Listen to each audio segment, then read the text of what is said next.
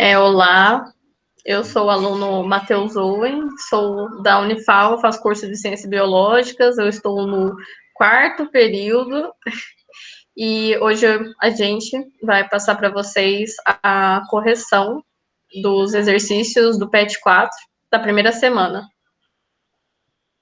Olá, eu sou a aluna Sara, eu também sou da Ciências Biológicas Licenciatura, eu estou no quarto período da Unifal e a gente vai passar as correções para você através do projeto Interação Universidade-Escola.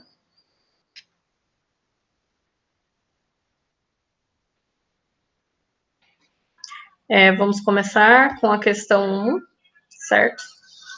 Que a Sara vai direcionar vocês.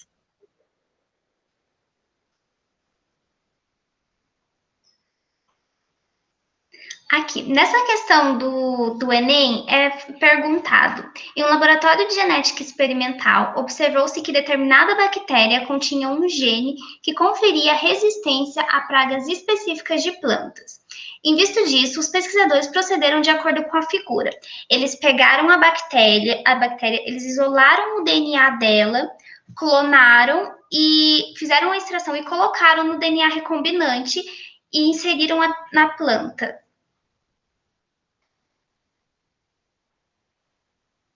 Pode passar para o próximo.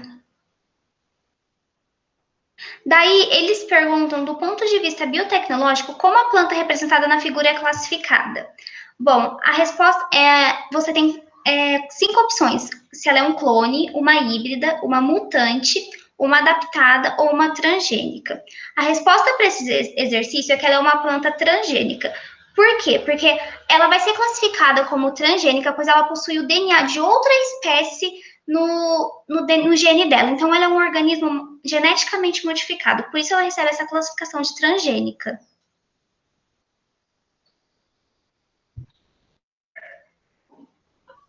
Pode passar. Eu vou corrigir para vocês a questão 2.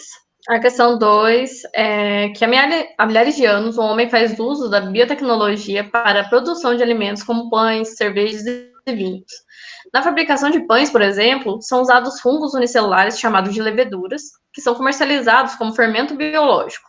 Eles são usados para promover o crescimento da massa, deixando-a leve e macia. O crescimento da massa de pão pelo processo citado é resultante da sem muitas delongas, né? Eu posso dizer para você que é a liberação de gás carbônico. E eu vou explicar o porquê. Nessa questão, se trata da fermentação.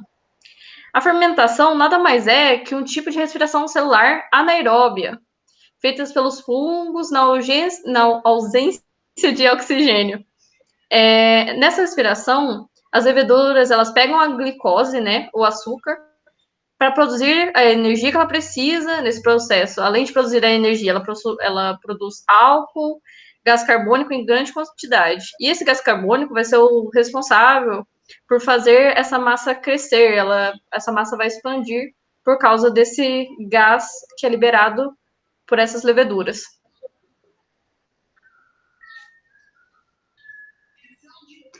Bom, eu vou apresentar a questão 3. Aqui fala que na década de 30, geneticistas japoneses produziram melancias sem sementes. O método de produção foi baseado na exposição de sementes de melancias normais a substâncias químicas que dobravam seu número de cromossomo, ou seja, elas foram expostas a agentes mutagênicos. Depois, eles cruzavam as melancias de sementes modificadas com melancias de sementes com número normal de cromossomo. Os descendentes desse cruzamento não podiam produzir suas próprias sementes porque eles possuíam um número anormal de cromossomo. Pode passar. Aqui você tem essas 1, 2, 3, 4, 5, 6 afirmações. Está falando para falar qual é correta e qual é falsa. Na 1, eles falam que as melancias obtidas pelos japoneses são um dos muitos exemplos de plantas transgênicas. Essa afirmativa é falsa. Por quê? Porque ela não é transgênica, foi o que eu disse na questão 1. Só é transgênico se você tiver o DNA de outra espécie no gene do modificado. Como é a mesma espécie de gene, então ela não é uma transgênica, mas ela é um organismo geneticamente modificado, só não é transgênico. Na questão 2, eles falam que aves como chesters e fiestas vendidas comercialmente são obtidas por meio de transferência de genes. É óbvio que é falsa, porque se no exercício ele não está falando, não dá nenhuma informação sobre esse tipo de ave, então é falso. Na 4, eles falam que a seleção artificial não leva ao aparecimento de novas variedades de um animal ou planta. Isso é mentira. Após a seleção artificial, após a mutação do gene dessa melancia, é claro que teve variabilidade. Você tem a variabilidade da melancia sem semente. É uma coisa completamente nova. Na 8, ele fala que para a transferência de genes de uma espécie para outra, podem ser utilizados vírus como transportadores de gene. Isso é verdade. Assim como o plasmídio da bactéria, os vírus também são usados como vetores para transferir o gene do modificado para o gene para outra planta. Na 16, eles falam que, comprovadamente, diferentes tipos de produtos oriundos dos organismos geneticamente modificados trazem sérios riscos à saúde humana. Isso é muito falso. Por quê? A melancia trouxe risco para a saúde da pessoa que comeu? Não. Muitas frutas, muitos alimentos, eles são modificados, eles não trazem riscos. O milho é um exemplo disso. Eles modificaram o milho para ele não ser predado por pragas ou por fungos. Assim que tipo um inseto chega perto dele, se ele tentar comer esse milho, ele vai morrer. E a gente consome esse milho diariamente, então ele não traz risco à saúde humana. E na 32, fala que mutações no DNA, portanto no genoma dos seres vivos, fazem parte do processo de evolução biológica e podem ocorrer em qualquer ser vivo. Isso é verdade. Mutação ocorre a qualquer momento. Qualquer hora vai acontecer mutação, pode ocorrer mutação em você, só que normalmente essa mutação ela é corrigida. Às vezes, quando ela não é corrigida, daí pode causar outras coisas. As mutações podem ocorrer assim, espontâneas, elas podem ocorrer sendo transmitidas de pai para filho através dos gametas, elas podem ocorrer através para exposição de agentes mutagênicos, como agentes físicos, agentes químicos e agentes biológicos. Vírus podem trazer mutações para a gente, que se você parar para pensar, o coronavírus agora é a mutação de um vírus, então acontece a qualquer momento.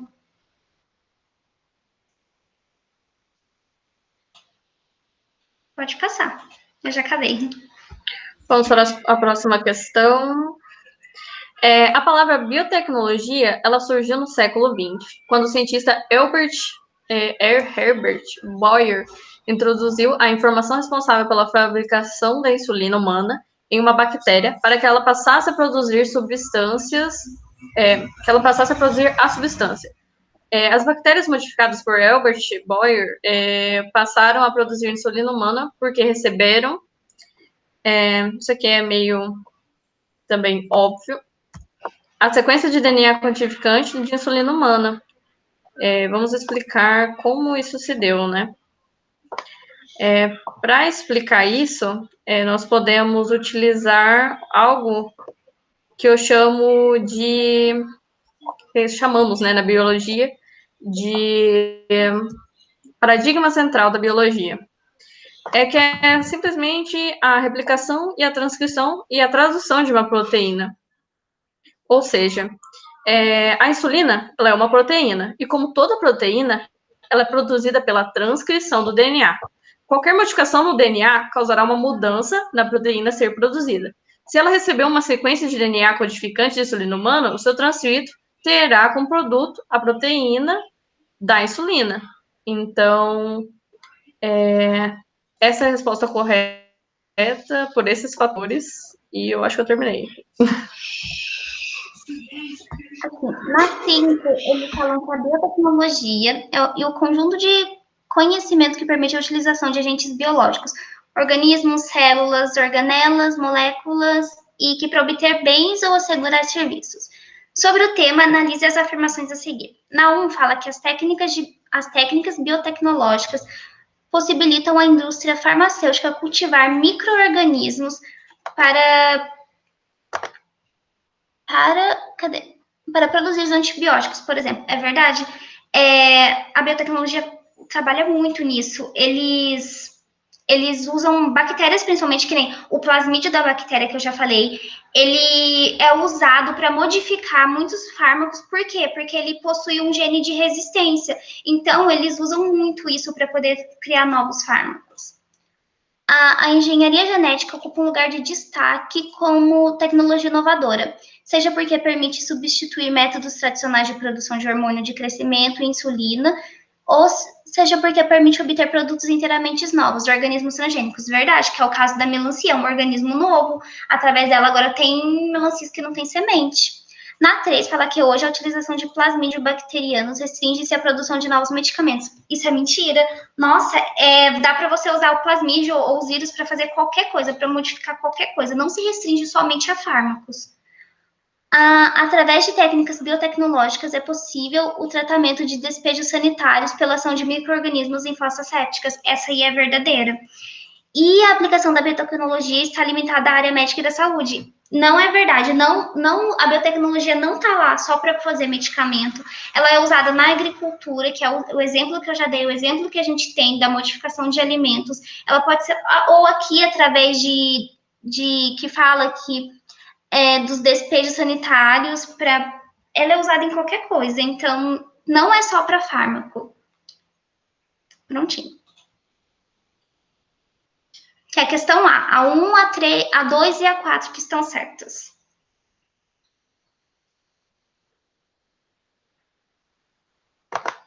Vou ativar o microfone.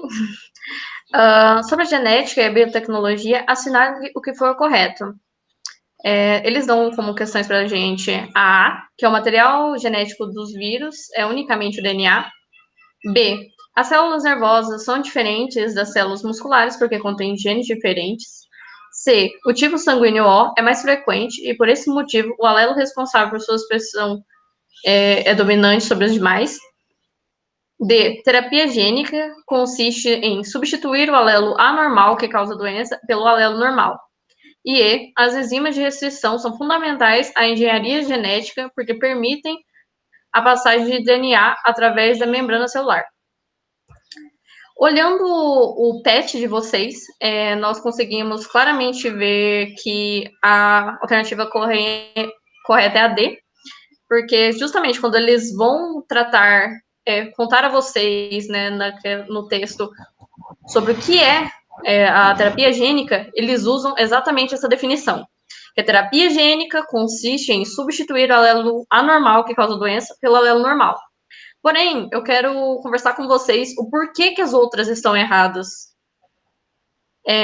Bem, a questão A está errada, repetindo para vocês a questão A. O material genético do vírus é unicamente o DNA.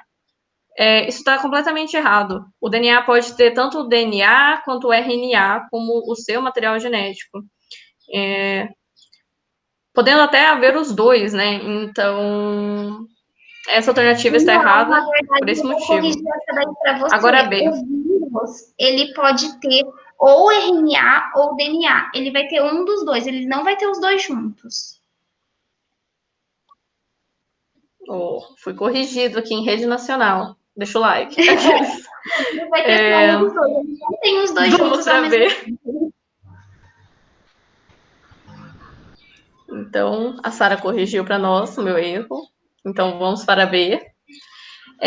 A B fala que as células nervosas são diferentes das células musculares porque contêm genes diferentes. Gente, todas as células do seu corpo têm o mesmo gene. Eles carregam os mesmos genes, todas as células do seu corpo. O que difere é a forma como o gene é expresso. Por exemplo, um gene de uma célula, como que eles usam? A célula nervosa, ela é completamente diferente da célula muscular, porque elas têm função diferente no seu organismo. Então, elas precisam ser expressas de maneiras diferentes, mas mesmo assim, seus genes são os mesmos. Agora, vamos para C. O tipo sanguíneo O é mais frequente, e por esse motivo, o alelo responsável por sua expressão é dominante sobre os demais. Essa aqui também está incorreta, porque o alelo do tipo sanguíneo O, ele não é dominante, ele é recessivo. Ele é representado pelo Izinho.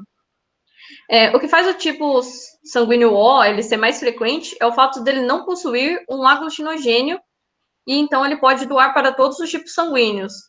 Mas o tipo O mesmo, pessoas do tipo O, eles têm que receber apenas doações do tipo O, porque o tipo O possui aglutinina anti-A e anti-B. A D está correta, então vamos pular diretamente para E. A E fala que as enzimas de restrição são fundamentais à engenharia genética, porque permitem a passagem do DNA através da membrana celular. Não é isso. As enzimas de restrição, elas são importantes para a engenharia genética por cortarem sequências específicas de DNA, mas não por permitirem que o DNA passe através da membrana celular. Isso está errado. Então, a gente encerra, né, as nossas correções por aqui. Espero que vocês tenham gostado. A primeira experiência, né, com alguns errinhos. Então, é isso. A gente espera ter ajudado vocês e é isso. Obrigada. Alguma coisa a dizer, Sara? Qualquer dúvida é só entrar em contato através da Simone, que ela manda pra gente. A gente faz o possível para tirar a dúvida de vocês. Se a gente não explicou bem, a gente tenta explicar de Qualquer dúvida. É isso. Mas, como a gente disse, né, a primeira experiência, então a gente espera que a gente melhore nos próximos também.